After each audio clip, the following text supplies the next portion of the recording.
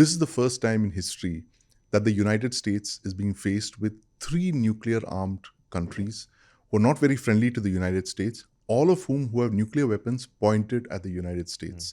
You have, of course, Russia, which inherited the Soviet arsenal post the Cold War, China, which is one of the world's fastest growing nuclear arsenals, and North Korea.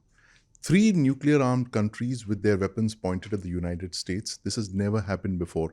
The US was okay with one, right? The entire Cold War was all about one adversary. That's the Soviet Union, who had pointed a lot of weapons at the United States. They could handle that.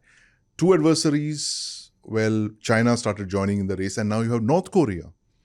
And this is something that the United States is trying to come to terms with. Joe Biden, in fact, last couple of years of his, last few months of his presidency, they brought out this thing in 2024 about dealing with the prospect of three nuclear-armed countries targeting the United States.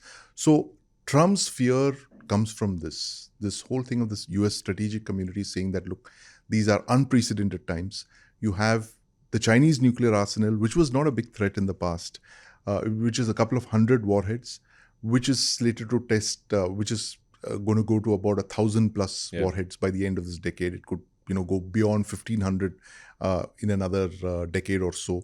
So you're looking at three very fast-growing arsenals, all targeted at the United States, and that is something that we should also worry about, because at least one of those arsenals, is aimed at India. So India also has reason to worry, and that's why you actually see this fear psychosis that's spread across the world about nuclear weapons. You're looking at a time, Dave, when 2009, I still remember when a whole lot of US NSAs, hawkish NSAs like, Henry Kissinger, 2-3 others of them, they were Caspar Weinberger as well, I believe. 4 of them said nuclear weapons are a thing of the past. Exactly the conversation that we opened with. They said, look, there is going to be a era when we are not going to need nuclear weapons anymore. And 15 years, look where the world is today. Every country is trying to get them. Even guys who have signed the NPT. Iran, of course, is a famous example. Saudi Arabia is reaching for nukes, the Pakistani nukes.